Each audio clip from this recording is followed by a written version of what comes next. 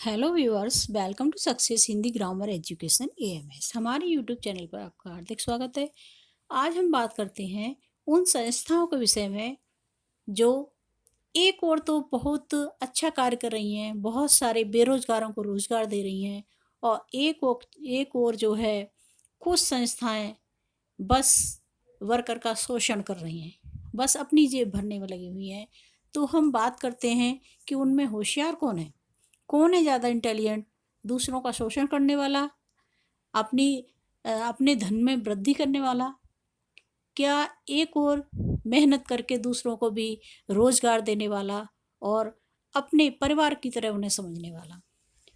तो बात करते हैं इसी विषय में, और हम आपके निर्णय का भी इंतज़ार करेंगे, आपके उत्तरों का भी इंतज़ार करेंगे कि आप किस चीज़ से ज़्यादा सहमत हैं। तो बात करते हैं कि कुछ संस्थाएं ऐसी हैं जो केवल केवल अपने स्वार्थ के विषय में सोचती हैं। काम करवाती हैं, काम करवा लिया, लेकिन 1 महीना, 2 महीना, 4 महीने, 6 महीने अपने वर्कर का पैसा ही देना नहीं चाहती।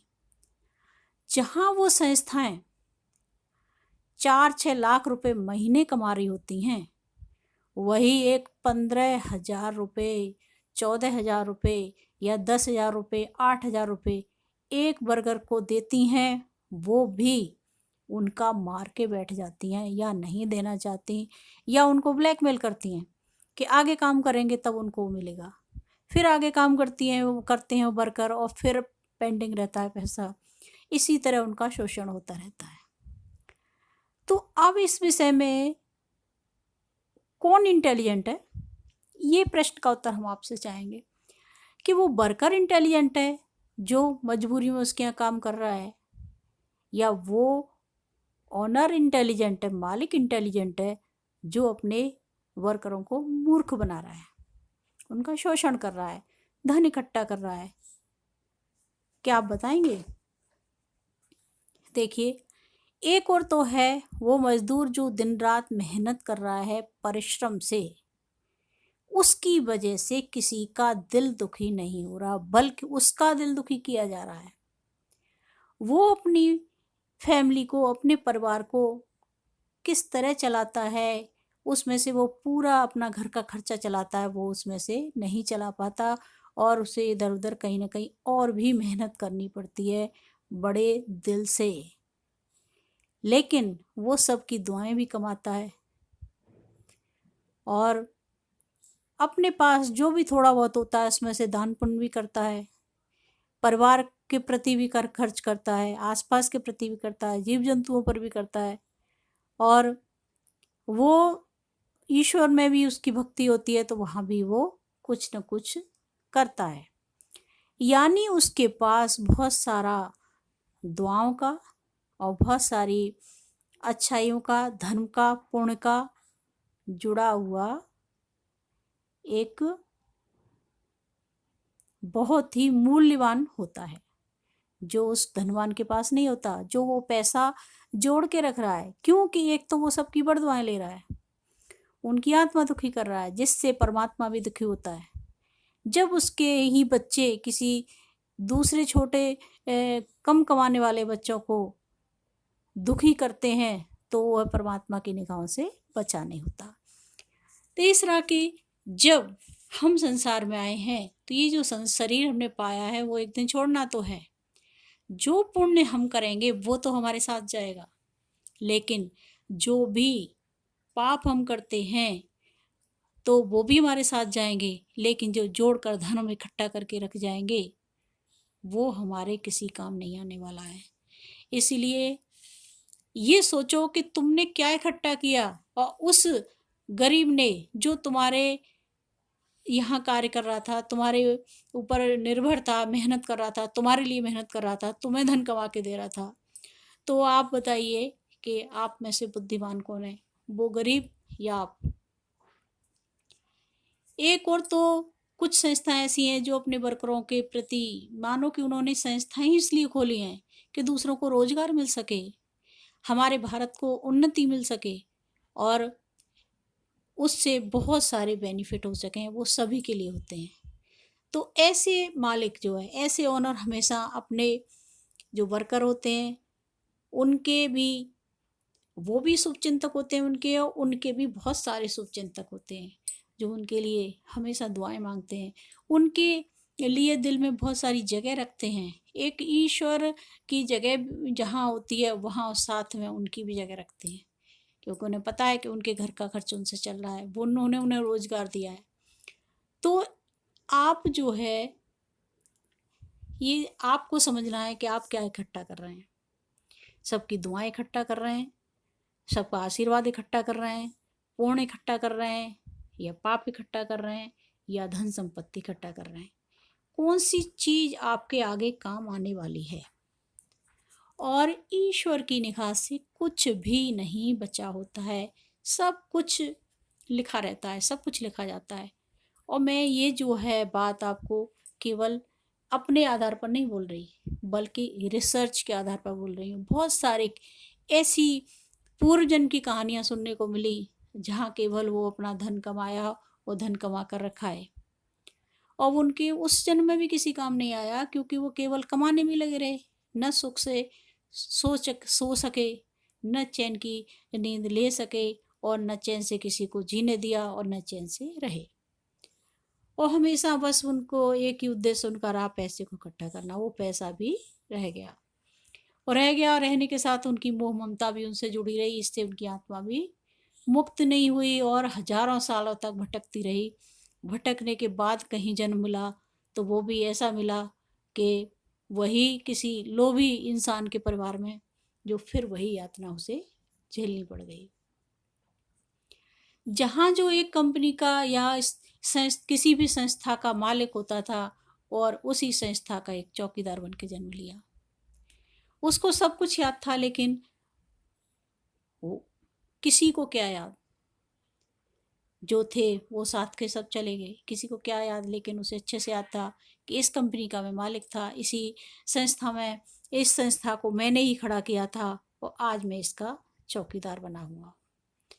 और जो मेरे ही चौकीदार थे, उन्हीं के बच्चे आज जो है मेरे मालिक बने हुए हैं। लेकिन बात ये होती है कि जब तक ज्ञान होता है तब तक समय निकल चुका होता है। बच्चा जो है जब माँ के गर्भ में होता है तो उसे सब कुछ याद होता है, और मुट्ठी बंद करके भगवान से अपने किए कर्मों की क्षमा मांगता रहता है, उनका ध्यान करता रहता है। वही उसकी 9 महीने की तपस्या होती है। यही कारण है, कहते हैं बच्चा निश्चर है, क्योंकि वो जन्म लेता है तब तक अपने पापों को सबको याद करके, ईश्वर का स्मरण करके बहुत सारे पापों से धुल चुका होता है, और वो एकदम पवित्र आत्मा हो जाता है। लेकिन सारे पाप उसके उन 9 महीनों की तपस्या में पूर्ण नहीं हो पाते हैं, वही उसका भाग्य बन जाते हैं, और आगे उसके वही आड़े आते हैं, और वही काम भी आते हैं। तो अब आपको सोचना है कि हम किसी को मूर्ख बना के उसका धन अपने पास रखे रहते हैं, उसको देते नहीं हैं, या उससे नाजायज़ काम करवाते हैं, ज़्यादा काम लेते हैं, या उसकी मजबूरी का फ़ायदा उठाते हैं, उसको ब्लैकमेल करते हैं, किसी भी तरह से परेशान करते हैं, तो आप क्या कमा रहे हैं, ये आपको सोचना है। क्योंकि आपकी चालाकी, आपकी जो अ, मलिनता है मन की, वो ईश्वर के समक्ष कुछ भी नहीं छुपी है, वो सब कुछ वैसी रहेगी। गरीब आदमी को इस चीज़ का डर नहीं होता है। गरीब आदमी भी सब तरह के होते हैं, ऐसा नहीं है कि सारे पुण्यात्मा हैं। लेकिन अक्सर गरीब इसीलिए पुण्यात्मा बन जाता है कि उसके पास इतना धन ही नहीं होता कि वो जो पाप करे फालतू के, और जो है जो होता है वो अपनी जीविका कमाने में, और बस उसी में ही लगा रहता है। और उसको पाने के लिए उसे ईश्वर का स्मरण भी करना पड़ता है। सोचता है कि भाई मैं नहीं करूँगा तो मेरा वो भी काम नहीं चलने वाला।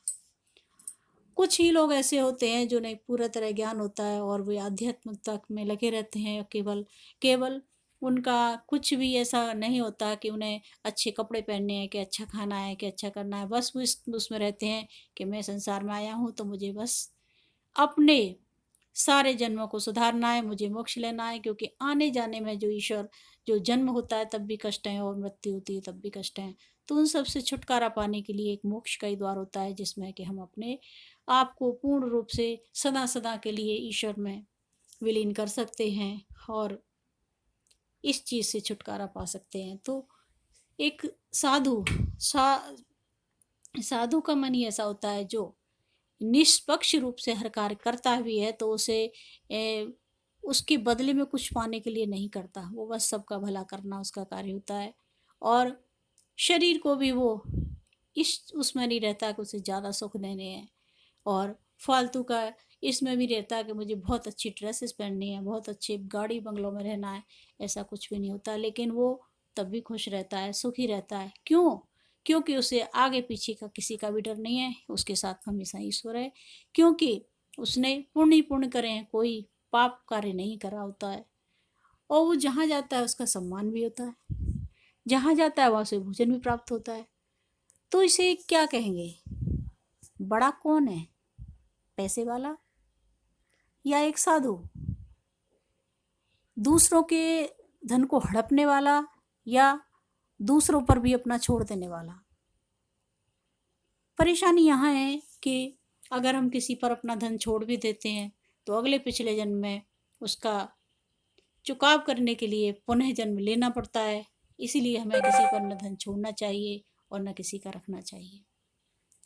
और अक्सर यही होता है कि संतान भी जो हमारी होती हैं वो जो है केवल अपना कर्जा चुकाने के लिए ही आती हैं, वरना ऐसा कुछ भी नहीं है। सब संतान, सब लोग अपने हैं, सब पराए हैं, कोई किसी का नहीं है दुनिया में। जब आप किसी का लेकर आए होते हैं तो उसी का देने के लिए वो संतान के रूप में आपके यहाँ जन्म लेते हैं और आपकी कमाई हुई संपत्ति को लेते हैं।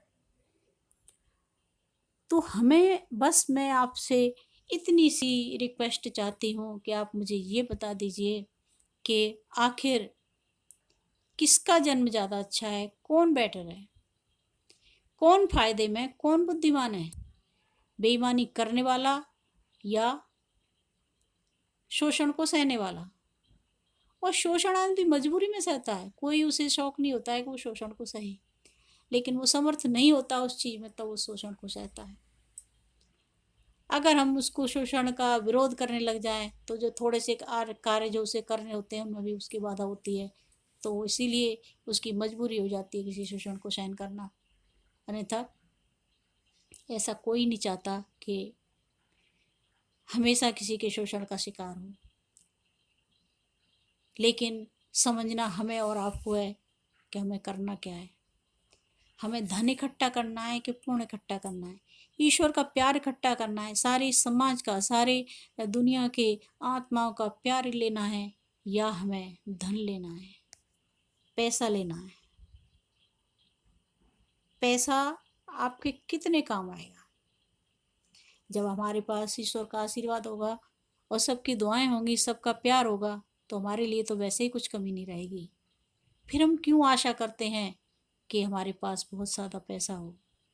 आपकी ख्याति आपके रुपए से नहीं, आपकी ख्याति आपके गुणों से होती है। जहाँ आप दूसरों के लिए ज़्यादा कर रहे हैं, दूसरों का हित चाह रहे हैं, तो आप सोचिए कि आपकी आत्मा कितनी खुश होती है, आपकी अंतरात्मा कितना प्रसन्न होती है। आप उस क्षण कितने प्रसन्न हो रहे होते हैं जब एक क्षण के लिए भी किसी को सुख दे रहे होते हैं। और अपने दिल पर हाथ रख के देखो कि आपने किसी की आत्मा दुखी करी है या उसका धन ले रखा है, तो क्या कभी कोई क्षण नहीं होता जो आपकी आत्मा कहती हो कि आपने यहाँ गलत किया है? नहीं, तुम यहाँ गलत हो। आपकी अंतरात्मा कहती तो जरूर होगी, लेकिन आप उसे अनसुनी कर देते हैं क्योंकि आपकी दुरात्मा आपको कुछ और कह देती है। तो बस सोचना आपको एक करना क्या है। धनवान कौन है? सच्चा धन क्या है? जब हम, जिस दिन हमसे सब प्रसन्न होने लगे, जिस दिन हमारी आत्मा कहे कि नहीं, मुझे ईश्वर बहुत प्यार करते हैं, मैं इतना प्यार ईश्वर को करता हूँ, उससे ज़्यादा ईश्वर मुझे करते हैं, तो समझ लेना कि आप सही हो। जब आप कार्य सही कर रहे हैं, अपने सही रास्ते को अपना रहे हैं, तभी आप सही हैं, नहीं तो कुछ भी नहीं है। जो आपने कमाया है वो भी कोई और ही ले लेगा, और कर्जदार आप बने रहेंगे क्योंकि आप लोभी होने के कारण किसी दूसरे का भी धन उसको नहीं देना चाहते। तो अगले पिछले जन्म में अगर कहीं आपको जो है वो भी प्राप्त नहीं हुआ, फिर तो आप जन्मों जन्मों तक कर्जदारी बने रहेंगे। तो क्यों ना जब हमारे पास है तभी हम दूसरों का दे दें, और क्यों ना हम वो धन इकट्ठा करें जो हमारे जन्मों जन्मों तक का काम आए और जिससे सभी खुश हों, प्रसन्न हों। हम देने लायक होते हैं तभी तो दे पाते हैं, अगर नहीं होते देने लायक तो कैसे देते। जब ईश्वर ने हमें सक्षम बनाया है, फिर हम क्यों ना सक्षम जैसे कार्य करें। क्यों हम किसी का दिल दुखी करें। क्यों हम ऐसा करते हैं कि जो हमारे साथ कार्य कर रहे हैं, हमारे लिए कार्य कर रहे हैं, हमारे लिए समय दे रहे हैं, हमारे शुभ चिंतक बन के हमारे साथ जुड़े हुए हैं, हम उनका ही शोषण क्यों करते हैं। उन्हीं की मेहनत उन्हें क्यों नहीं देना चाहते और उसमें अपनी होशियारी समझते हैं। तो जहाँ भी है ये आपकी कोई बुद्धिमत्ता मेरी समझ से तो नहीं है। आपसे ज़्यादा बुद्धिमान तो वो है जो आपके लिए फिर भी कार्य कर रहा है, क्योंकि उसे पता है कि न्याय तो है, न्याय करने वाला देने वाला ईश्वर है। वो इस रास्ते से नहीं किसी और रास्ते से उसको देगा। और हो सकता है पैसा ना दे, पैसा के बदले बहुत सारा ढेरों प्यार दे जो उनके काम आएगा। तो दर्शकों, वीडियो देखने के लिए बहुत बहुत धन्यवाद। और मैं आपसे चाहूँगी कि आप कमेंट में ये अवश्य लिखें कि आखिर जीत किसकी होती है, शोषण करने वाले की या शोषण देने वाले की। धनवान की। धनवान होना कोई बुरी बात नहीं है, धनवान तो भाग्य से होते हैं, बुद्धि से होते हैं, लेकिन धनवान होने के साथ साथ ही कंजूस हो जाएं तो ये सबसे बड़ा दुर्भाग्य है। तो सही क्या है, हमें क्या करना चाहिए, बस इतना सा कमेंट आप बता देंगे तो मुझे आपकी विचारधारा पता लग जाएगी। बस थैंक यू।